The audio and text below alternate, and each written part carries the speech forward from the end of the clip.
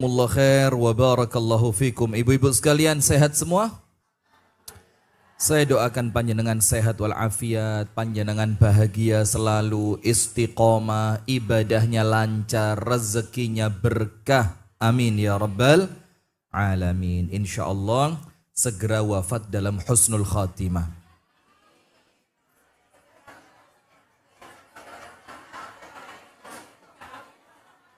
Oh enggak pakai segera ya? Ya sudah, insya Allah panjenengan wafat 20.000 tahun lagi dalam keadaan husnul khotimah. Jaluk epi, dawa gak gelem, dek gak gelem, maunya apa? Iya wes, yang pantas lah ya, 65, 70, tapi sehat terus, istiqomah, wafatnya pas sujud sholat tahajud. Amin. Dalam keadaan suami gak tahu rabi maneh. Amin, amin, amin, amin, amin. Setuju? Ya, enggak apa-apa. Tapi kan Allah itu menjalankan apa yang Allah inginkan, bukan yang apa panjenengan karepi kan? Jadi kalau Allah menginginkan suami Anda berangkat, ya berangkat aja. Masih panjenengan enggak karep, enggak masalah. Baik, bismillahirrahmanirrahim. Kita mulai ibu-ibu sekalian. Assalamualaikum warahmatullahi wabarakatuh.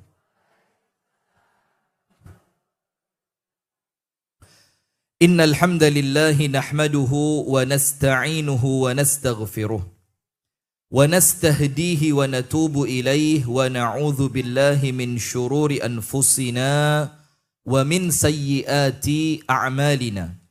Man yahdihillahu fala mudilla lahu wa man yudlil fala hadiya lahu. Ashhadu an la ilaha illallah wahdahu la syarika lahu. وأشهد أن محمدا عبده ورسوله صلى الله عليه وعلى آله وأصحابه ومن والاه. أعوذ بالله من الشيطان الرجيم. يا أيها الذين آمنوا اتقوا الله حق تقاته ولا تموتن إلا وأنتم مسلمون. اللهم أنت ربي لا إله إلا أنت خلقتني وأنا عبدك وأنا على عهدك ووعدك ما استطعت أعوذ بك من شر ما صنعت أبوء لك بنعمتك علي وأبوء بذنبي فاغفر لي فإنه لا يغفر الذنوب إلا أنت. أصبحنا على فطرة الإسلام وعلى كلمة الإخلاص وعلى دين نبينا محمد صلى الله عليه وسلم وعلى ملة أبينا إبراهيم حنيفا مسلما وما كان من المشركين أما بعد. اللهم إنا نسألك علما نافعا ورزقا طيبا وعملا mutaqabbala, amin ya rabbal alamin. Ibu-ibu sekalian, jamaah Majelis Taklim Bunda Smart Community yang semoga kita bersama senantiasa dirahmati oleh Allah, diberkahi oleh Allah dan senantiasa mendapatkan bimbingan dan petunjuk dari Allah. Amin ya rabbal alamin. Alhamdulillah, kita bersyukur kepada Allah. Alhamdulillah terus gak mandek. Karena rahmat dari Allah, Allah karuniakan kepada kita nikmat yang tidak pernah putus. Allah berikan sehat walafiat, Allah berikan kesempatan, Allah berikan kemudahan. Sehingga sampai di pagi hari ini kita dalam keadaan tidak kurang suatu apapun, bisa duduk melakukan suatu amal ibadah yang paling dicintai oleh Allah, yaitu menuntut ilmu. Alhamdulillah. Kita berdoa kepada Allah semoga setiap nikmat yang Allah karuniakan pula kepada kita kemampuan untuk mensyukurinya. Sehingga nikmat yang mampu kita syukuri akan mendatangkan tambahan nikmat yang berikutnya dari Allah sebagaimana yang telah Allah janjikan, la in syakartum la azidannakum. Semakin syukur, semakin banyak nikmatnya. Semakin syukur, semakin kuat ibadahnya. Amin ya rabbal alamin. Salawat beriring salam semoga tercurahkan kepada baginda kita Nabi besar Muhammad sallallahu alaihi wasallam. Baik ibu-ibu sekalian, kita lanjutkan di pagi hari ini pembahasan kajian rutin kita di Bunda Smart Community pada bab yang ke-97 dari kitab Al-Adabul Mufrad, adab pribadi seorang muslim dalam kehidupan sehari-hari.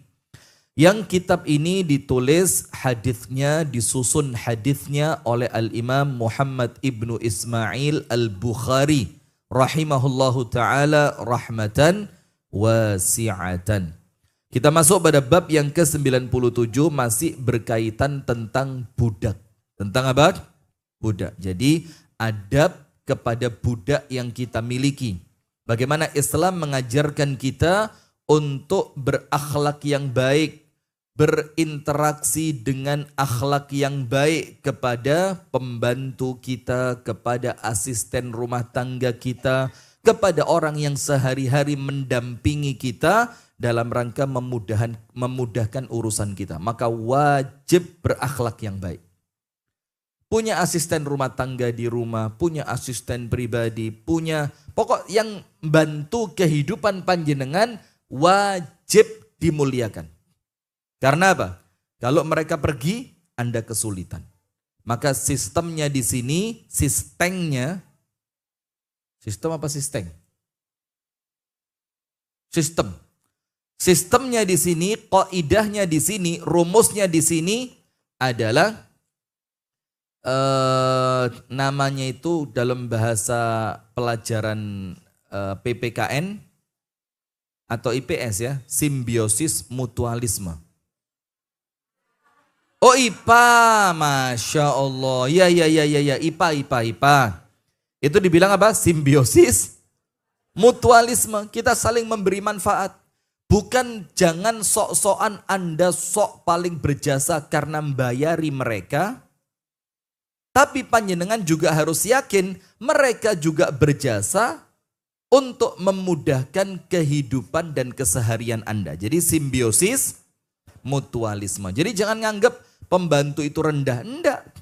Jangan sok-sokan Anda yang bayari mesti lebih mulia. Belum tentu. Maka itu adalah simbiosis mutualisme. Karena apa yang Anda berikan kepada mereka itu bukan kebaikan Anda. Memang wajib. Memang apa? Wajib karena mereka telah memberikan sesuatu untuk Anda. Maka menjadi kewajiban Anda memberikan apa yang menjadi hak mereka setelah mereka membantu Anda. Faham? Maka kalau sama pembantu cium tangan.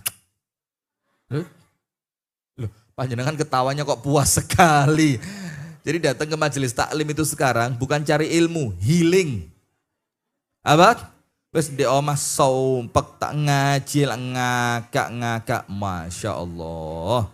Nggih, mboten napa-napa. Yang penting niat utama ngajinya jangan kalah ya. Baik, kita masuk low battery. Mati kok, enggak apa-apa. Enggak apa-apa. Ini alat baru lagi ini. Anda enggak punya ini, mahal ini. Ini bisa buat ngecas, bisa buat double layar. Kan duwe sampean. Saya aja baru tahu kemarin kok. Kasihkan saya. Loh lah yang ngasih saya siapa? Sudah lanjut, kita masuk bab yang ke-97 dari kitab Al-Adabul Mufrad. Bab ini berbicara tentang apa? Hal yusa'idu al-khadim awil abd. Apakah kita perlu membantu budak kita? Atau kalau bahasa kita ibu-ibu, bukan berarti, ini disclaimer sekali lagi. Bukan berarti menyetarakan antara budak dengan pembantu. Tidak. Tapi yang relevan untuk kita, hadis ini dimaknai pembantu, asisten kita. Tujuannya apa? Agar kemudian kita mendapatkan gambaran yang pas. Karena kalau panjenengan bayangkan budak, sekarang di mana ada budak? Iya apa enggak? Enggak ada kan? Maka kita gambarkan ini dalam bab-bab yang berbicara tentang perkara yang sedang kita pelajari, itu kita maknai apa? Akhlak kita kepada seorang pembantu. Apakah diharuskan membantu pembantu atau tidak? Misalkan Anda minta menceritakan an rajulin min ashabin Nabi sallallahu alaihi wasallam qala an-nabiy sallallahu alaihi wasallam ariqqakum ikhwanukum ini kurang, bukan ariqqakum, ariqqaukum ditambahi hamzah, itu kurang. Ariqqaukum ikhwanukum, jadi di depan kata qaf itu ditambahi hamzah, bukan hamzah itu hamzah huruf Arab. Ariqqaukum ikhwanukum, budak kalian adalah saudara kalian. Bayangin sampai Nabi Muhammad itu mengatakan setara dengan kalian, jangan dizolimi, jangan direndahkan, jangan dihina, jangan dibebani melampaui batas kemampuannya, kekuatannya. Maka Rasul menyetarakan para budak dengan keluarga. Ariqqaukum ikhwanukum, budak kalian adalah saudara kalian. Maksudnya apa? Kenapa dianggap seperti saudara? Karena ya bendino bareng, setiap hari bersama. Kalau Anda sampai jahat sama mereka, kemudian mereka keluar, apa yang terjadi? Minimal Anda khawatir, waduh, dia ini tahu tentang saya njobo jero, tahu tentang istri saya, tahu tentang anak-anak saya. Kalau sampai mereka nanti keluar dan ternyata orangnya tidak amanah, ini berbahaya. Maka oleh Nabi Muhammad dikatakan ariqqaukum ikhwanukum. Pembantu kalian itu ibarat apa? Saudara untuk kalian. Ibarat kerabat untuk kalian. Jagaan yang baik. Ngomong kepada mereka yang sopan. Didik anak-anak kita untuk menghormati mereka karena minimal yang patut dihormati dari mereka karena mereka lebih tua dari anak kita. Jangan diajarkan yang kasar sama pembantu. Jangan diajari sok-sokan. Mbak, cukup no. Tidak ada begitu. Yang sopan, Mbak, tolong ambilkan. Dan kalau anak kita bisa, jangan disuruh minta tolong sama pembantu. Suruh lakukan sendiri. Karena itu pendidikan. Jangan sampai dia nanti kurang ajar kepada pembantu. Tidak boleh. Fa'ahsinu ilaihim. Karena mereka itu ibarat saudara kalian. Ahsinu ilaihim, sing apik kepada mereka. Berbuat baiklah kalian kepada mereka. Nanti ada penjelasannya, Bu. Kalau beli baju, mereka harus dibelikan. Dan saya didik istri saya begitu. Kalau ada yang nganterin istri saya nyari pakaian buat anak-anak saya bilang sama beliau, yang nganterin suruh pilih juga buat anaknya. Ini bukan masalah duit-duit, kan duit-duit. Bahkan kalau kita sedang tidak duit-duit, ya kurangi harga baju anak kita supaya yang nganterin bisa beli baju juga untuk anak mereka. Jadi bukan, ngomong ngono penak lah, sugih, amin. Gitu aja, tidak usah bingung, suka. Kok dicatat malaikat, walah tuh sugih gak gelem coret, melarat. Malah repot. Jadi kalau ada orang itu husnudzon kepada Anda dianggap sugih, cukup apa? Amin. Karena itu prasangka baik, jangan malah sapa soge. Padha melarati, dicatat malaikat, ya wis melarat ae ra gelem. Jadi santai saja, Bu. Wong urip itu gak usah jerit-jerit, gak usah apa? Jerit-jerit. Yang tenang. Urip iki kegelekan dijeriti pejabat. Wis kita ini yang santai saja, sesama rakyat jelata ini ya, saling menjaga. Wis ditolol-tolol nih, dijerit-jeriti, diusir-usir, digoblok-goblok nih, diancam kalau tidak datang ke kantor pajak selama 2 pekan ke depan, maka akan ada tindakan dari kami. Waduh. Lah kok kaya urip nek negara ni wong liya kita ini ya. Ini ceritanya apa sih tadi? Nah, maka berbuat baiklah kepada mereka. Ini tujuannya apa? Supaya mereka itu selain dianggap saudara, mereka juga keroso. Tenanan saya ini dianggap seperti saudara. Karena perlakuan mereka kepada saya, perlakuan seperti memperlakukan siapa? Saudaranya. Ista'inuhum ala ma ghalabakum. Maka apa? Minta tolonglah kepada mereka pada sesuatu yang memang kalian tidak mampu. Ingat, minta tolong kepada mereka dalam perkara yang memang kita tidak mampu. Wa a'inuhum ala ma ghulibu. Dan kalau mereka merasa berat dengan tugasnya, maka bantulah mereka. Kalau mereka merasa, aku gak kuat, yo ewangono. Karena begini Bu, ini sesuatu yang dalam kehidupan sehari-hari lah ya. Ada orang-orang itu yang sudah sampai tua tetap makso kerja. Karena mereka butuh uang. Dan kalau orang-orang yang seperti itu Anda tidak fahami keadaan fisik mereka, zalim Anda. Walaupun kadang-kadang kalau dipikir Bu, ya Allah mbah, sampean niku kerja mek ngono tok lo gadik sampean jani yo iso. Tapi apa? Karena dia merasa apa? Aku butuh kerja iki. Saya butuh uang yang saya dapatkan dari kerja ini. Karena apa? Mungkin dia malu minta kepada anak-anaknya. Mungkin dia juga punya kebutuhan yang harus ditutupi di tempat-tempat yang lain. Maka ketika Anda mendapatkan yang semacam itu dan Anda punya rezeki, Anda mampu untuk membayar mereka. Wis bismillah. Anggapan bayar mereka itu hadiah buat mereka. Anggapan apa? Berbuat baik kepada sesama muslim. Nyeneng nih hati nih wong Islam. Gak usah sing keterlaluan. Lo kerjanya mek ngene tok kok. Berarti bayarannya tak longi 99% yo. Masya Allah. Kata pembantunya, aku tak bunuh diri ya mbak yo. Golek ini tali ya mbak, tak kendat aku di ngarepe sampean. Lah ini kan yo kenemenan. Maka hati-hati. Kita ini kan orang Islam Bu. Orang Islam itu kan adil. Nggak boleh zalim. Orang Islam itu didorong untuk terus berbuat kebaikan kepada siapapun. Jangankan yang bantu kita. Bahkan kepada orang yang menyakiti kita pun kita disuruh apa? Berbuat baik. Tentu kalau kita memiliki kemampuan kan. Apalagi kepada orang yang tiap hari mendampingi kita. Yo sing api, ojo perhitungan lah, bismillah. Dapat rezeki bagi. Ya enggak? Beda sama orang yang enggak Islam. Kalau orang yang ndak Islam Bu, yo pantes kadang-kadang duwe rewang itu gak gelem rugi. Nganggur dikon ngini, mari dikon ngini maneh. Nanti lagi enek kerjaan dikon nang ngarepe toko joget-joget.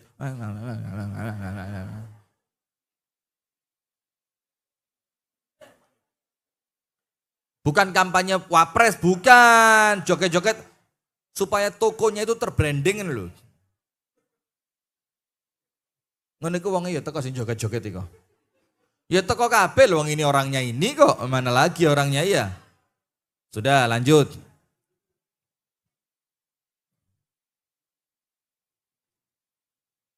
Panggah kenek. Ya terus. Nah sudah. Wa'inuhum ala ma ghulibu. Dan kalau mereka merasa berat dengan apa yang mereka lakukan. Dengan tugas yang Anda berikan. Yo ewangono. Apa? Yo diewangi, jangan segen mentang-mentang loh. Sampean lah, tugasnya sampean, tugas saya membayar. Yo wes sampean kerjain. Loh enggak begitu. Karena kita ini Bu, mendatangkan mereka bukan sekedar antara juragan dengan pegawai.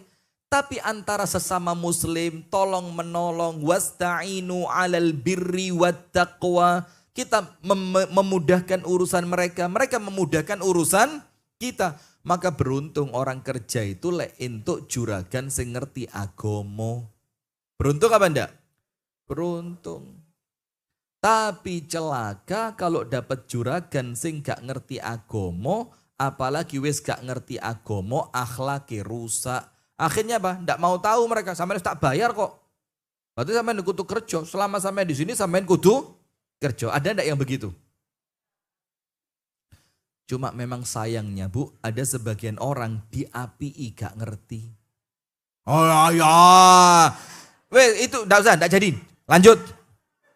Anda dikasih peluang jahat dikit langsung seweneng. Nah, ya. Anda dikai peluang api, meneng tok, dikai peluang jahat. Astagfirullahaladzim. TikTok jangan begitu ya. Jangan niru ibu-ibu di sini TikTok ya. Kalau TikToknya jelas wong apik kabeh. Oh khilaf. Iya sudah khilaf. Sudah, maka dalam hadis ini dijelaskan berarti ada perintah dari Nabi Muhammad SAW apabila kita membebani pembantu kita dengan pekerjaan yang mereka merasa berat, maka untuk tuannya, juragannya, bosnya ada di dalam syariat untuk membantu mereka. Kemudian hadis yang berikutnya masih pada bab yang ke-97 pada bab membantu pembantu, meringankan tugas pembantu. An Abi Hurairah radhiyallahu taala anhu annahu qala a'inu al-amila min amalihi. Kanjeng Nabi dawuh, bantulah pekerjamu untuk menyelesaikan tugasnya. Bantulah pekerjamu untuk menyelesaikan tugasnya. Jadi diwangi, dibarengi, didampingi. Mana kemarin yang punya pembantu sudah lama ndak pindah-pindah yang sempat bulan lalu? Yang saya tanya, siapa yang punya pembantu sudah lebih dari sekian tahun gak pindah, awet, mana orangnya? Kenapa? Oh yang kemarin mantu, panjenengan, berapa tahun pembantunya? 15 tahun. Pembantu 15 tahun ya, Masya Allah. Awet. Mulai umur berapa sampai sekarang usianya berapa? Kira-kira lah. Dulu pertama masuk panjenengan. Masih 40-an dulu ya. Masya Allah. Oh dulu masih muda, sekarang sudah 40 lebih. Masya Allah. 15 tahun coba. Panjenengan juga udah 15 tahunan. Masya Allah. 5 tahun? 18 tahun, Masya Allah, Masya Allah. Itu nyireni bahwa bosnya wong beneh. Maka dia merasa apa? Saya harus tetap di sini ngabdi karena sing tak rewangi wong api. Umi saya itu punya pembantu, tapi bukan pembantu, gak dianggap pembantu. Mulai saya kelas 4 SD. Sampai sekarang anak saya 4. Istri saya sampai sekarang apa ada ini?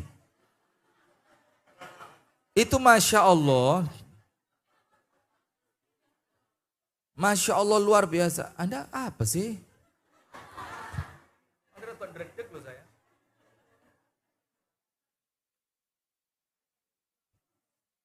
Itu Masya Allah. Wes koyo anak dewi. Melbu.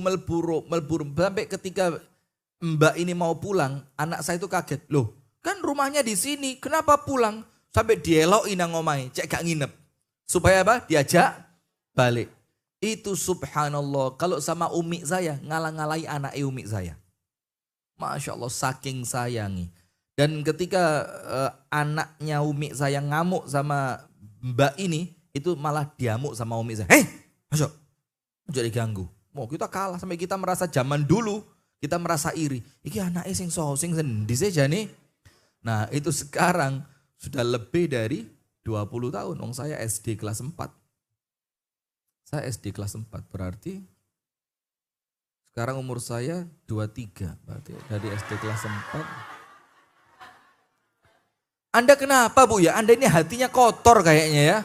Kalau ada orang seneng itu Anda tidak terima gitu. Astagfirullah. Udah lanjut. Masya Allah.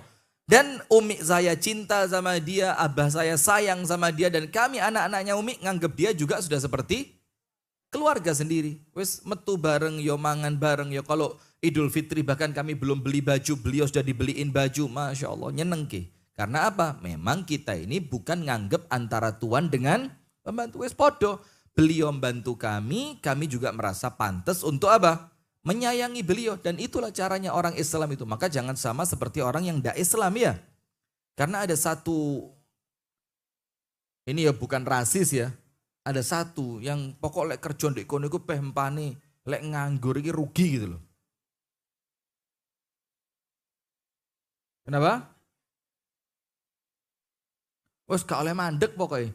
Tapi terkadang mereka itu memang bayar yo pantes. Sehingga yang kerja sama mereka itu ketika dianggap sampean kok gelem sih di ngonok nih. Ya benar mereka bilang apa? Memang bayarannya pantes. Kita yang wis bayare titik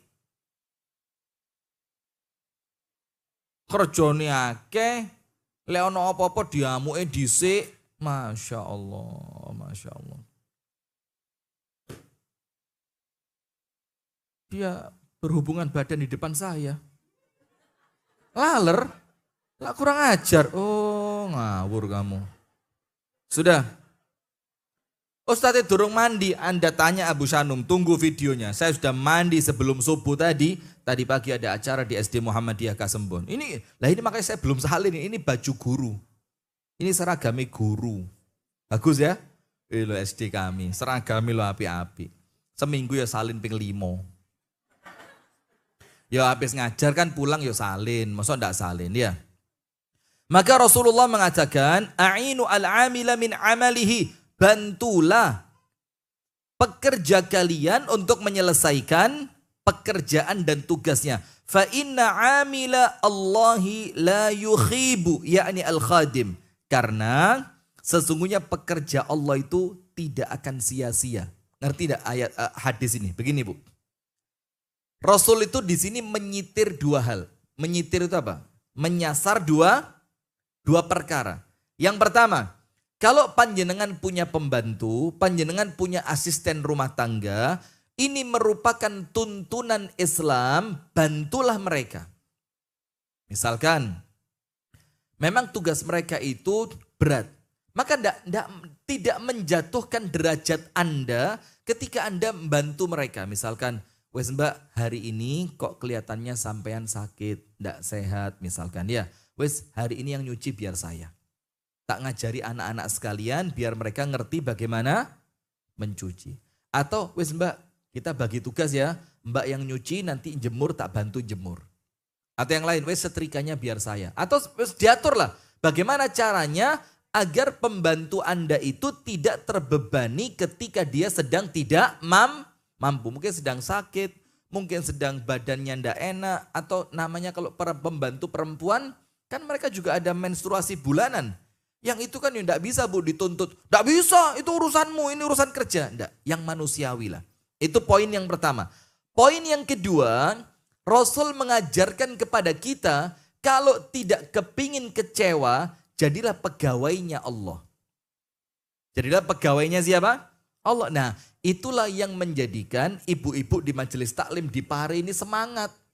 Jadi pengurus majelis taklim, jadi pengurus kegiatan sosial, menjadi pengurus masjid. Ketika ada acara di masjid bantu jadi masak bareng, nanti ngotai kue bareng. Itu kenapa Anda semangat? Karena itulah hakikatnya menjadi pegawainya Allah Subhanahu wa ta'ala. Jadi pegawainya Allah. Nah maka Rasulullah bersabda dalam hadis yang lain, innallaha idza ahabba abdan ista'malahu. Apabila Allah itu mencintai seorang hamba, maka oleh Allah hamba tersebut difungsikan. Hamba itu apa? Difungsikan. Difungsikan artinya apa? Diangkat menjadi pegawainya Allah. Artinya apa? Allah jadikan kegiatannya dia untuk kemuliaan Islam dan kaum muslimin. Maka panjenengan jangan berhenti Bu. Kalau ada majelis taklim seperti ini, atau majelis taklim Bunda Smart Community sedang mengadakan kegiatan, ayo andil. Ayo mbak aku iso ngewangi opo. Iya banda? Seperti itu. Kalau ndak bisa membantu secara fisik, ayo mbak kira-kira saya bisa bantu berapa? 50 juta cukup enggak Mbak? Ada apa? 50 juta itu kalau untuk pembebasan Palestina ya uang yang kecil, enggak ada artinya itu. Itu rudal satu metu 50 juta wisan. Iya, maka bantu. Nah minimal Anda punya andil dalam dunia dakwah Islam.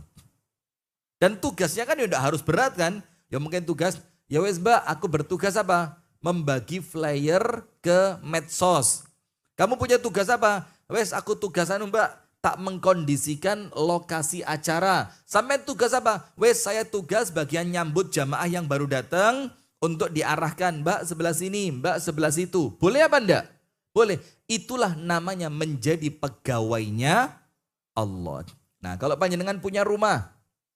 Rumahnya ada tempat yang luas dan jarang terfungsikan. Jadikan tempat apa? TPQ. Muridnya sesuai kemampuan Anda.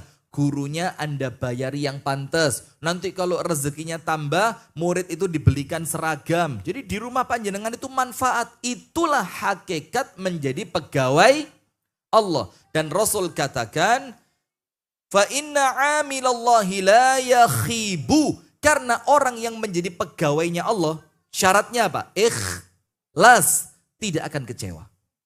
Tidak mungkin pegawainya Allah kecewa, tidak mungkin. Saya tidak ngomong tidak akan miskin loh ya. Tapi yang wajib tidak akan kecewa. Kalaupun dipandang orang lain, kok melarat yo? Minimal atine dae lego. Dia sama Allah dikasih sikap qanaah, dikasih sikap zuhud, rumah tangganya baik, anak turune api. Jadi tidak mesti harus kaya. Walaupun sekarang ya mohon maaf ya. Banyak dai-dai itu yang tidak mencerminkan kesederhanaan. Payuh bu menterengi Masya Allah. Walaupun sebagian dari mereka tentu punya alasan untuk berpenampilan seperti itu. Kenapa? Rumahnya ada bomnya. Entar, ini saya serius ini. Rumahnya ada pom bensinnya. Ya apa? Rumah ada pom bensin itu ya apa?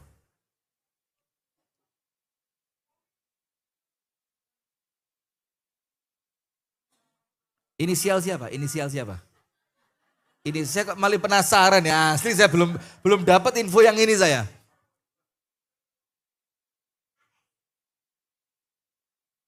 AS? Ahmad Sahroni? AS? Lo masuk AS Ustad? Wanter ya Masya Allah. Saya minta inisial lah kok nama asli, nama terang ini, nama KTP disebut. Iya, jangan-jangan warung Madura ini. Warung Madura kan ada pomnya itu. Lengkap Anda masuk warung Madura, gak mungkin mati Anda. Bensin enek, beras enek, gula enek, mie enek.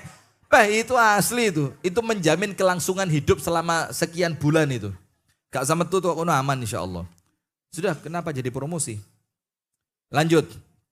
Nah maka itulah menjadi pegawainya Allah. Maka hadis ini intinya dua. Nomor satu, ketika Anda memiliki pembantu, ewangono.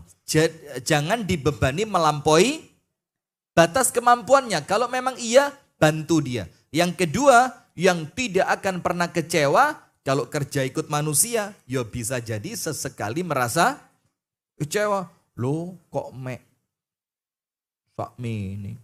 Tapi kalau jadi pegawainya Allah, selamanya tidak akan kecewa. Tapi hati-hati loh, ini jujur ya saya sampaikan. Banyak orang itu, gak usah, tidak masalah. Nanti kita japri aja ya. Sudah, maka kandungan hadis ini dorongan di dalam syariat agar mengulurkan tangan dan membantu orang-orang yang bekerja. Bantuin mereka. Apalagi ada di dalam sini ada tuntunan untuk menunaikan segala hak yang telah diwajibkan Allah atas mereka. Itu kandungannya. Kalau tambahan dari saya apa? Kalau ada amal kebaikan yang ada kaitannya dengan Islam, jangan segan untuk menawarkan diri ketika Anda bisa membantu. Ketahuan enggak kalimatnya? Pokoknya itulah intinya ya. Kalau ada acara-acara yang berbau keislaman, Anda lihat manfaatnya besar untuk masyarakat, sosial, kaum muslimin, jangan segan untuk menawarkan diri, Mbak, aku ngewangi opo. Jangan ditutup dulu. Wah, pokoknya acara ini ngono iku aku ra cocok aku. Nah, sudah, bantu dulu, bantu siapapun, dimanapun, komunitas apapun, yang penting labelnya Islam untuk sosial kemaslahatan umat dan masyarakat, bantu. Tidak usah pakai sekat-sekat. Tidak usah pakai apa? Sekat. Tapi hati-hati Bu. Kita bisa membantu ikhlas tanpa sekat, syaratnya atine kudu resik. Hatinya harus bersih. Cuma masalahnya kan kadang-kadang kita ini merasa apa? Lu aku wis ngewangi. Kok gak disebut? Padahal sing ngewangi paling gede atau kok nggenku. Kok logone luwih cerengan sing kono. Nah ini setan semua ini. Wis bismillah, lakukan karena Allah Subhanahu wa ta'ala. Sip, sekarang bab yang ke-98. Berarti sudah fix ya, bab 97 apa? Bantulah pembantu Anda. Ringankan tugasnya. Berikan hak yang seharusnya memang mereka dapatkan. Dan kalau tidak pengen kecewa, jadilah pembantunya Allah Subhanahu wa ta'ala. Sekarang bab yang ke-98, tidak membebani budak dengan pekerjaan yang dia tidak mampu. Tidak boleh. Misalkan pembantu Anda usianya sudah tidak lagi muda. Lah kok disuruh apa? Disuruh ngosek jeding. Maaf loh Bu, ngosek jeding itu capek loh. Anda kalau tidak pernah merasakan, itulah maka Nabi Muhammad itu Bu, itu melakukan pekerjaan pembantunya. Tujuannya apa? Supaya ngerti, abote koyo opo maka bayaran yang pantas piro. Jangan sampai Anda itu tidak pernah ngerasakan moro-moro bayari orang dengan pekerjaan yang itu ternyata berat. Contoh begini, contoh. Pekerjaan yang berat salah satunya apa? Nyikat kamar mandi. Kalau bahasa Inggrisnya ngosek jeding. Ngosek D-I-N-K, dink. Itu in English. Anda ketawanya kok kayak orang mengi gitu. Yang los Bu, lepaskan. Gitu ya. Ngosek jeding. Maaf ya, guyon lah, jangan tersinggung. Aku duara kayak mengi. Terus pokok kalau sama saya wis bismillah lah Bu, insya Allah gak ada niatan elek lah ya. Saya kepingin panjenengan ngaji itu gak ngantuk gitu aja. Fokus. Ya, karena saya tahu beban rumah tangga Anda sudah terlalu berat. Maka ngaji jangan dibebani dengan sing abot-abot mana dienteng nih. Setuju? Yang di luar itu loh, pesakno heram. Anda ngaji kok telat. Tadi ada yang enggak telat loh tapi enggak mau masuk. Saya tanya, kenapa Bu? Cek iso ngobrol. Nggih Ustadz, lu nggih. Masya Allah. Padahal dalam masih kosong tadi. Karena memang ada orang-orang yang memang enggak kuat dengan bau badan orang lain. Jadi daripada jadi masalah, wis karuan ndek njopo Bu nggih. Kadang-kadang memang ibu-ibu ini enggak tahu diri yo, mari masak seket metu teko pawon langsung salin melbu masjid majelis taklim. Ayo insyaallah. Kok pasar barangnya campur. Enggak apa-apa. Kita harus kepada orang lain itu kurang luweh. Kurang luweh itu apa? Yo kadang-kadang yang bau teman kita dan enggak nutup kemungkinan suatu hari kita yang enggak usah.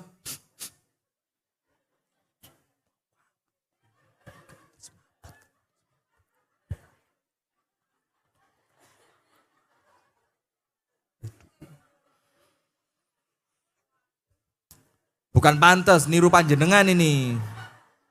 Astagfirullah, wes enggak usah gitu-gituan. Tidak membebani budak dengan pekerjaan yang ia tidak mampu melakukannya. Wes kuala tak kelilipan wes. Astagfirullahaladzim. Tidak membebani budak dengan pekerjaan yang tidak mampu ia lakukan. Bahasanya bukan bahasa Inggris itu Ustadz, kayak bahasa Belanda. Oh memang Belanda itu ya. Saya kan keturunan penjajah ya. Astaghfirullahaladzim. Kita baca hadisnya. An Abi Hurairah radhiyallahu ta'ala anhu anin Nabi sallallahu alaihi wasallam qala, dari sahabat Abu Hurairah semoga Allah meridainya, Nabi besar Muhammad sallallahu alaihi wasallam bersabda, lil mamluki ta'amuhu wa kiswatuhu fala yukallifu minal amali ma la yutiqu. Untuk seorang budak, haknya mereka apa? Nomor 1, diberi makan dan diberi pakaian. Plus ditambahi penjelasan yang layak.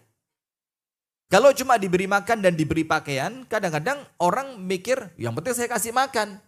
Tapi tidak ada kalimat apa? Ma'ruf. Kalimat apa? Ma'ruf. Ma'ruf itu apa? Yang pantas. Yang pantas. Makanannya pantas, pakaiannya juga pantas. Dan ditambahi satu dalam riwayat yang lain, diberi tempat tinggal. Itu pun yang pantas. Jadi kalau tinggal di rumah bareng panjenengan, kamarnya ya yang layak. Ya tidak harus sama seperti kamarnya tuan rumah ya ndak, tapi minimal layak. Jangan campur dengan barang kayak gudang, dia tidur di pojok, jangan kesian. Ya, yang layak. Walil mamluki ta'amuhu wa kiswatuhu. Untuk seorang budak, hak mereka adalah mendapatkan makanan dan pakaian. Wala yukallifu minal amali, dan jangan diberi pekerjaan ma la yutiqu, yang dia tidak mampu. Yang dia tidak mampu. Jadi jangan membebani pembantu dengan sesuatu yang dia tidak mampu melakukannya. Kemudian hadis yang berikutnya sama. Dari Abu Hurairah radhiyallahu taala anhu, dia mengatakan, qala Rasulullah sallallahu alaihi wasallam, lil mamluki ta'amuhu wa kiswatuhu wa la yukallifu illa ma yutiqu. Ini hadisnya sama. Untuk seorang budak, dia mendapatkan jatah makan dan pakaian. Wa la yukallifu illa ma yutiqu, dan jangan diberi pekerjaan kecuali apa yang dia mampu saja. Apa yang dia mampu. Hadis yang ketiga, qala Ma'rur, mararna bi Abi Dzarrin wa alaihi thawbun. Suatu hari, kata Ma'rur, saya itu melewati salah seorang sahabat bernama Abu Dzar. Sinten namine? Sinten namine? Yang tidur itu loh. Mana yang tidur? Anda ini ngaji kok mendeli. Yang tenang itu. Namanya sahabat tersebut adalah Abu Dzar Al-Ghifari radhiyallahu anhu. Wa alaihi thawbun wa ala gulamihi hullatun. Yang pakaiannya Abu Dzar itu ketika kami lewat itu sama dengan pakaian budaknya. Kaine podo, motive podo, kabeh podo apike. Faqulna law akhadta hadha wa a'taita hadha ghairahu kanat hulla. Kalaulah kamu ambil saja budakmu iki ojo dikai perhiasan. Baju yang bagus itu kamu ambil, kamu berikan kepada orang lain. Untuk budakmu ini kasih aja yang pantas buat dia, ojo kapien. Jangan terlalu bagus. Nanti kalau orang itu ngelihat antara kamu dan budakmu, mereka bingung ini yang tuan yang mana, yang budak yang mana. Kok kelambine podo. Dan saya pernah mengalami itu.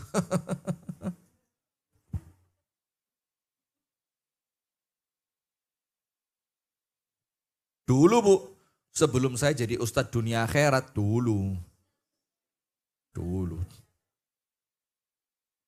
Saya dari Kertosono ke Mojokerto, naik motor, teman saya tak gonceng. Lah itu kan hari Ahad. Hari Ahad namanya jalan Kertosono Mojokerto itu kan truk bis segala macam rame. Jadi muka saya sampai di tempat acara kumus-kumus. Ngerti kumus-kumus? Baik campur antara bleduk, knalpot, keringet, minyak jadi satu. Gak ada glowingnya blas. Ya, sampai sekarang gak glowing sih, cuma waktu itu lebih parah gitu loh, lebih parah. Sudah ketika saya turun di tempat parkir masjid yang ngundang saya, itu panitianya juga belum tahu yang Ustadz Rifki yang mana gitu. Pokok telepon tok ya.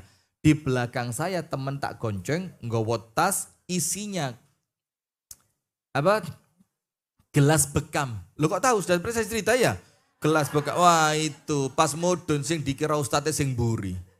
Tak was nih tak aku. Terus nih yo rapopo. Cek lego, cek keroso ya apa tadi ustad. Sampai waktu ngaji ternyata yang maju saya itu yang nyambut kisinan. Tak warah. Gak apa-apa terus nih. Lah perlu sampainya sing ceramah di gini. Masya Allah. Itu hati rusuh yang ini. Astagfirullahaladzim. Itu menunjukkan hatinya kotor. Astagfirullah. Nah maka tidak boleh gitu ya. Jangan begitu. Maka Abu Dzar memberikan kepada pembantunya tadi, budaknya itu pakaian yang sama. Maka justru yang protes, yang sakit hati, bukan tuan yang memberi, malah wong. Loh itu loh urip itu bu, sampai sing lakoni, sing komentari, tonggo. Iya apa ndak? Sing lakoni panjenengan, sing seneng yo panjenengan, sing susah yo panjenengan, lek ono penake panjenengan sing ngrasakne, lek ono gak penake juga panjenengan sing ngrasakne, tapi yang komentari siapa? Tonggo. Itulah orang kalau hidup itu urusan nggatekne komentari wong liya. Sudah jalan aja. Yang penting panjenengan yakin panjenengan benar, panjenengan baik, lurus aja udah. Biarkan mereka menggonggong, Anda harus tetap berlalu. Berarti Anda menganggap mereka seperti siapa? Usuh. Ya kan? Maka orang lain mengatakan kepada Abu Dzar, Abu Dzar, sing apik jukuan perhiasannya ambil. Berikan kepada dia yang pantas untuk seorang budak. Tidak pantas budak pakai baju itu, perhiasan itu.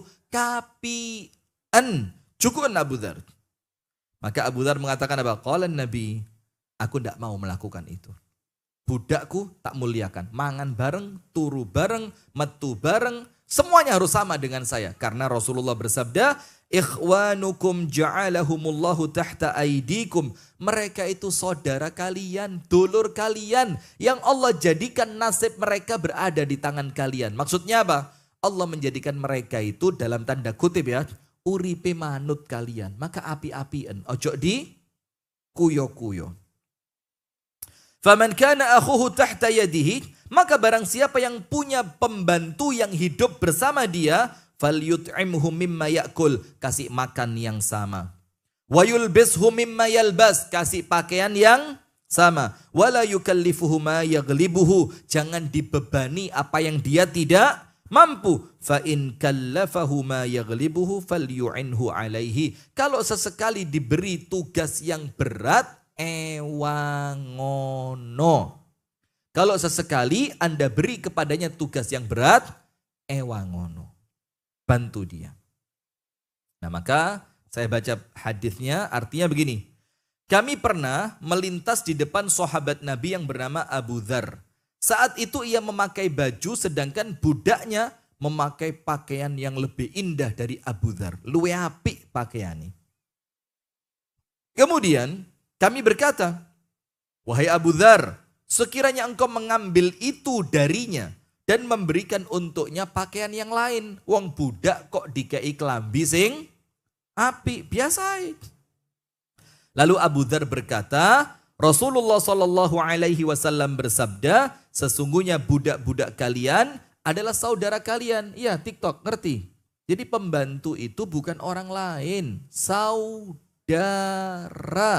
Perlakukan layaknya seorang saudara.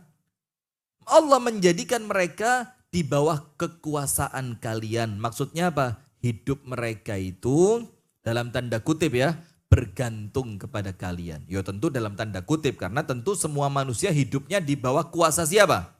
Allah. Yang ngasih rezeki siapa? Allah. Tapi kemudian mungkin lewat kita.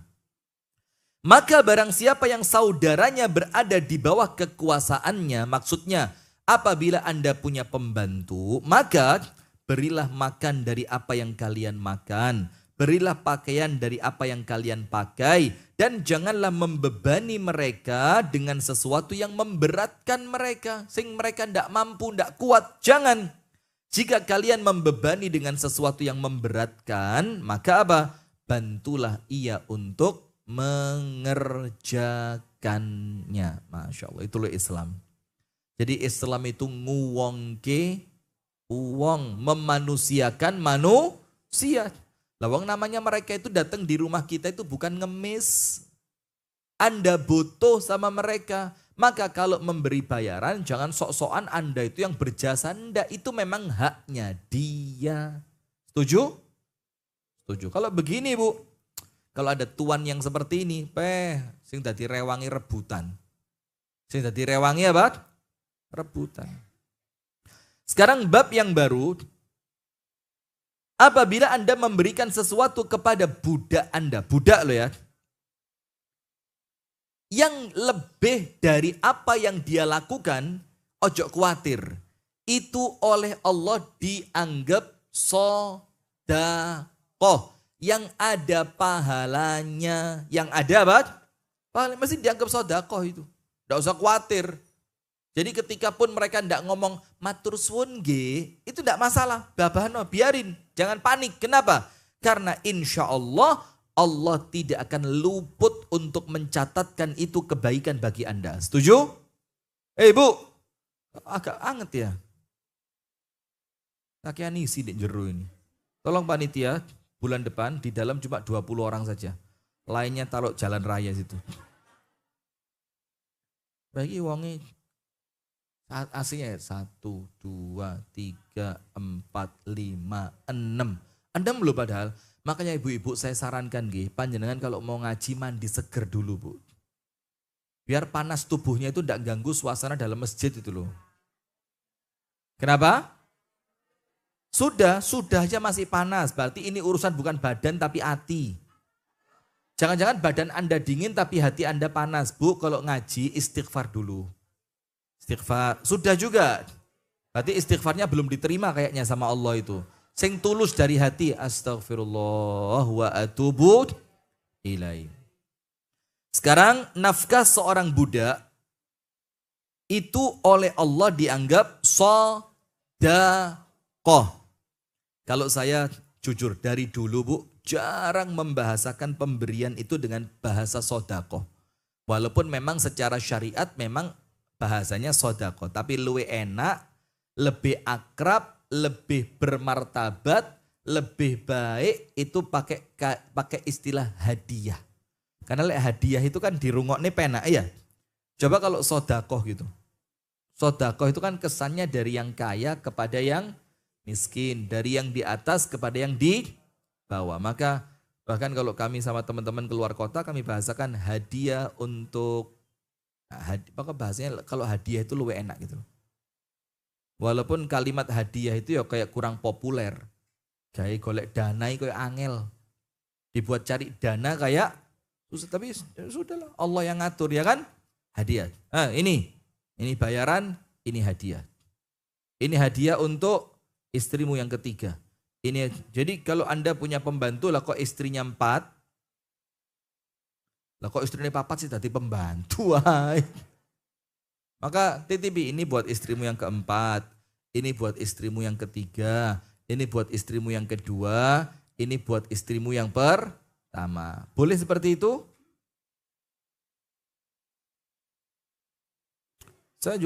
Saya tanya gini enggak perlu jawaban saya. Mau saya harus ngerti kok. Masa Ustadz gak ngerti? Kok tanya, ngetes. Hati Anda bersih apa kotor? Cuma pengen tahu itu tok saya ini. Sudah kita lanjutkan. Jadi nafkah seseorang kepada pembantunya itu dalam syariat dianggap apa? Sedekah. Ustadz kenapa suaranya sering hilang? Telinga Anda tidak hilang. Kalau telinga Anda tidak hilang berarti dari sini hilangnya.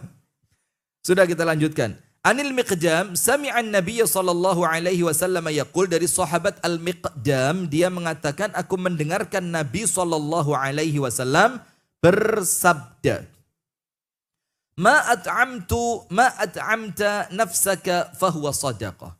Apa-apa yang kamu makan untuk dirimu sendiri dari harta yang halal. Hati-hati. Dari harta yang halal. Maka misalkan Anda kerja, terus uangnya itu Anda gunakan untuk makan. Maka oleh Allah apa yang Anda makan itu dari harta yang halal, bayangin dalam Islam ditulis sedekah. Kenapa? Allah memerintahkan kita untuk menjaga diri kita. Betul apa enggak? Kalau kita tidak makan, berarti kita mensia-siakan rezeki dari Allah berupa badan ini. Maka merawat badan yang itu perintah Allah, oleh Allah ditulis sedekah. Maka kalau begitu makannya yang banyak, cek sedekah ya akeh. Setuju? Ya ngawur ini ya. Maka apa yang engkau makan oleh Allah dicatat sebagai sedekah. Apa yang engkau makan untuk dirimu sendiri adalah Sadaqah. Wa ma at'amta waladaka wa zaujataka wa khadimaka fahuwa sadaqah. Dan apa yang engkau berikan untuk makannya anakmu, untuk makannya istrimu, untuk makannya pembantumu, itu semua oleh Allah ditulis sedekah. Bahkan justru sedekah yang pahalanya paling besar ketika Nabi Muhammad tanya, 1 dinar untuk fisabilillah, 1 dinar untuk orang miskin, 1 dinar untuk anak yatim, 1 dinar untuk sedekah orang yang kurang mampu, dan 1 dinar yang masuk ke mulut istrimu dan anakmu yang paling besar pahalanya 1 dinar untuk istri dan anakmu. Tapi jangan mentang-mentang pahalanya paling besar, Anda berikan semuanya untuk mereka. Akhirnya orang lain gak dapat, harus seimbang. Walladzina idza anfaqu lam yusrifu wa lam yaqturu wa kana baina dzalika qawama, yaitu mereka yang sedekah tidak berlebihan dan tidak pelit. Mereka berdiri di atas antara pelit dan royal, pas di tengah-tengah. Lebih boleh, kurang jangan. Maka apapun yang kita berikan untuk diri kita, untuk anak kita, untuk istri kita, untuk pembantu kita, jangan takut. Walaupun itu wajib, tapi oleh Allah ditulis sedekah. Kandungan hadis ini, hadis di atas menunjukkan kewajiban memberi nafkah kepada istri, anak, dan budak. Yang kedua, sesungguhnya seorang akan diberi pahala atas seseorang akan diberi pahala atas nafkah wajib yang ia berikan kepada keluarganya, sebagaimana pahala sedekah dengan syarat ia melakukannya dengan niatan mencari ridho dari Allah. Dan tentu rezeki yang dia keluarkan adalah rezeki yang halal. Saya baca lagi. Hadis yang kedua pada masalah ini. Qala Rasulullah sallallahu alaihi wasallam khairus sadaqati ma baqqa ghina. Sedekah yang paling afdol adalah yang tetap mencukupi setelah itu. Ma baqqa ghinan. Jadi apa setelah Anda sedekah itu, Bu? Urip Anda gak kekurangan. Ngerti enggak? Jadi maksudnya jangan sampai belani sedekah ternyata anaknya keleleran. Belani sedekah ternyata istrinya kekurangan. Jangan sampai. Maka sebaik-baik sedekah itu adalah yang tetap mencukupi setelah itu.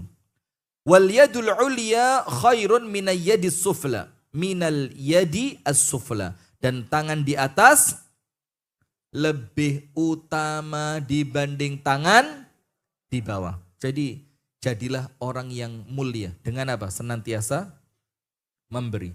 Dan memberi itu, Bu, kalau bisa tiap hari Anda lakukan. Dengan jumlah yang fluktuatif tidak masalah. Kadang-kadang kalau pas rezeki banyak, ya beri agak banyak.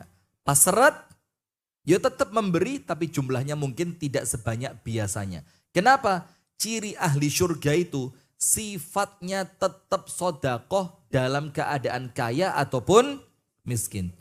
Alladzina yunfikuna fis sarra'i wadh-dharra. Jadi gak tahu medit. Sampai istilahnya itu apa? Uang itu mek manut, mek nunut kantong tok, mampir tok di kantong. Jadi Anda itu seperti distributor. Dapat keluar. Dapat keluar. Maka para suami itu ya seperti itu, Bu. Untuk bayaran setor ke istri. Itu orang paling baik di dunia. Gak tahu medit blas. Hah? Anda kok? Saya telepon suami Anda loh ini.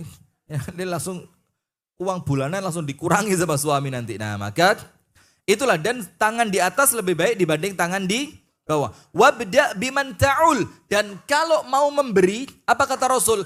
Awali, dahulukan, prioritaskan orang yang memang menjadi tanggung jawabmu. Istri, anak, kakak perempuan. Saya kemarin ngaji di Kertosono, di kitab ini juga. Dan di sini sudah kita lewati. Itu apa? Kalau seorang perempuan ditinggal wafat oleh suami dan dia tetap concern perhatian pendidikan anak sampai akhirnya dia rela tidak nikah lagi. Itu sama Rasul dijamin di surga begini sama Nabi Muhammad. Jadi kalau perempuan ditinggal wafat siapa? Suami.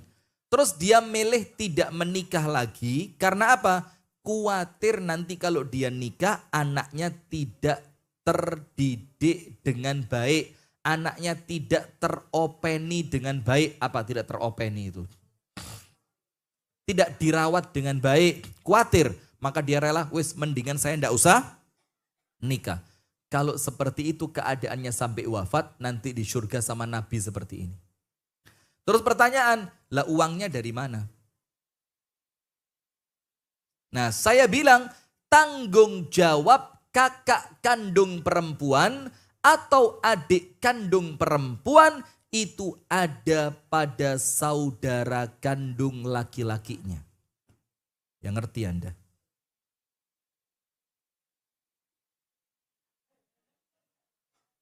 Yang ngerti Anda? TikTok. Yang ngerti Anda? Berarti kalau Anda punya suami kurang ngeram ya. Kalau Anda punya suami, terus suami Anda itu punya kakak perempuan dan adik perempuan, jangan pelit. Apalagi kalau kakak perempuannya dan adik perempuannya sudah tidak bersuami. Maka kalau dia punya perlu mintanya sama siapa? Yo sama kakak laki-lakinya atau adik laki-lakinya. Anda sebagai iparnya jangan ngerusui. Adik mana, adik mana. Mbak Yu mana, terus nih. Yo bos saweneng mas, jadi adik sampean mas. Gak tahu telat benulan dikirimi selawe juta. Jangan. Karena apa? Itu memang tanggung jawabnya dia. Faham sampai sini Bu? Dan itu diatur dalam syariat. Jangan sampai panjenengan ketika suami panjenengan memberi kepada kakak perempuannya. Yang kakak perempuannya ini tidak punya suami dan dalam keadaan butuh. Maka kalau perlu Anda yang nyuruh suami, mas itu loh mas kakak perempuanmu mas. Lihat anak-anaknya sekolah semua, dia kerja cuma bikin kue. Khawatir kurang mas, coba datang ke rumahnya mas, ditanya. Ada yang bisa itu gini. Maka kalau Anda yang mendorong suami melakukan itu, Anda dapat pahalanya yang sama dengan suami. Jangan digawe medit-meditan ya, kesian. Dia mau nanti dapat duit dari mana. Dan ini bisa Anda fahami dengan baik dengan catatan apa? Anda memposisikan diri Anda pada perempuan yang tidak bersuami itu. Coba sing gak duwe bojo aku, gitu loh. Terus masku lanang, adikku lanang open kepadaku. Seneng apa enggak? Seneng. Dalam keadaan mas laki-laki Anda, adik laki-laki Anda gak dirusui istrinya. Bahkan istrinya semakin dukung. Cinta enggak Anda sama istrinya suami tadi? Istrinya kakak laki-laki sama adik laki-laki? Cinta. Nah maka jangan menilai sesuatu dengan cara yang tidak adil. Posisikan diri Anda di posisi dia. Betul enggak pemirsa YouTube? Pemirsa YouTube, tulis kolom komentar. Pemirsa YouTube, betul enggak begini caranya? Saya enggak tanya Anda kok. Saya tanya pemirsa YouTube GR. Pemirsa TikTok, coba tulis di kolom komentar. Betul enggak syariat seperti itu? Ketika Anda posisi tidak bersuami, terus kakak laki-laki dan adik laki-laki Anda open perhatian kepada Anda. Seneng enggak? Coba tulis kolom komentar. Oh, Paul. Makanya ketika suami Anda melakukan yang sama, jangan diprotes. Faham ibu-ibu? Bahkan kalau perlu Anda relakan milik Anda. Mas, iki jane yo jatahku mas. Tapi gak apa-apa mas. Iki adik sampean luweh perlu. Lebih butuh. Tulis terus. Betul. Suami supaya nanti Anda sama Allah diberikan kebaikan. Amin. Kemudian, ibda biman ta'ul. Awali sedekahmu dengan orang-orang yang berada di bawah tanggung jawabmu. Anfik alayya au talliqni. Kemudian istrimu berkata, nafkailah aku atau ceraikan aku. Wa yakulul mamluk, dan budaknya berkata, anfik alayya au bi'ni. berikan nafkah kepadaku, atau kalau kamu tidak mampu, jual saja saya kepada tuan yang lain. Wa yaqulu waladuka, atau sampai anakmu ngomong, ila man takiluna, bapakku, kepada siapa engkau tinggalkan aku untuk menanggung hidupku. Jadi jangan sampai keluar omongan itu dari istri, dari anak, dari budak. Supaya apa? Supaya kita ini ngerti sedekah paling wajib itu kepada orang-orang yang menjadi tanggung jawab kita. Penutup, wes dengerin penutup. Kandungan hadis ini, sedekah terbaik adalah yang dilakukan seseorang yang tetap membuat pemilik harta itu tercukupi. Maksudnya apa? Jangan sampai seperti lilin, menerangi orang lain, tapi Anda zalim kepada tanggung jawab Anda. Jangan sampai. Yang kedua, keutamaan kekayaan itu ketika berada di tangannya orang soleh. Kalau duit itu ada di tangan orang soleh, insya Allah manfaat. Yang ketiga, hadis di atas menunjukkan kemakruhan mengemis. Makruh. Kenapa tidak dibilang haram? Karena kita tidak tahu keadaan orang itu seperti apa. Yang keempat, orang yang paling berhak diberi nafkah adalah orang yang berada di bawah tanggung jawab kita.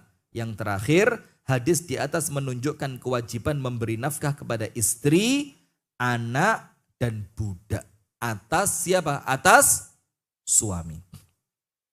Hadis yang terakhir, ini hadisnya pendek, maka kita selesaikan sebelum nanti makan bareng budak dan yang lainnya. An Abi Hurairah radhiyallahu anhu qala, amara an-nabiyyu bi sadaqatin faqala rajulun indi dinarun qala anfiqhu ala nafsik qala indi akhar qala anfiqhu ala zawjatik qala indi akhar qala anfiqhu ala khadimika thumma anta absar. Ada seorang laki-laki yang sama Nabi disuruh sedekah. Disuruh apa? Sedekah. Terus dia bilang apa? Ya Rasul, saya punya cuma 1 dinar. Cuma 1 dinar. Apa kata Rasul? Wes, kalau cuma punyanya itu, gunakan untuk dirimu sendiri. Saya punya lagi ya Rasul, untuk istrimu. Saya punya lagi ya Rasul, berikan kepada budakmu. Saya punya lagi ya Rasul, terserah kamu. Jadi di sini Rasulullah memberi asas prioritas. Nomor 1 yang paling penting siapa? Diri sendiri. Nomor 2 istri, termasuk istri di sini apa? Nafkah untuk keluarga, yaitu anak-anak kita dan kebutuhan rumah tangga. Baru kemudian untuk pembantu, setelahnya untuk yang lain dan yang lain. Barakallahu fikum. Itu yang dapat kami sampaikan di pagi hari ini ibu-ibu sekalian. Dan mudah-mudahan ya pengajian kita mendatangkan kebaikan, mendatangkan manfaat dan keberkahan. Dan saya doakan panjenengan semua, semoga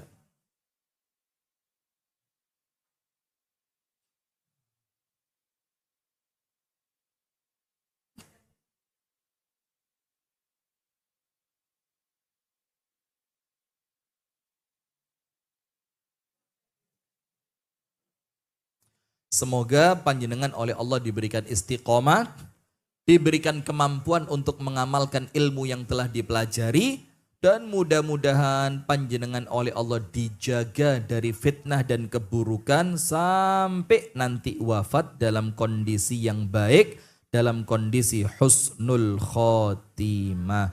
Amin ya rabbal alamin. Subhanakallahumma wa bihamdika Ashhadu an la ilaha illa anta astaghfiruka wa atubu ilaik. Assalamualaikum warahmatullahi wabarakatuh.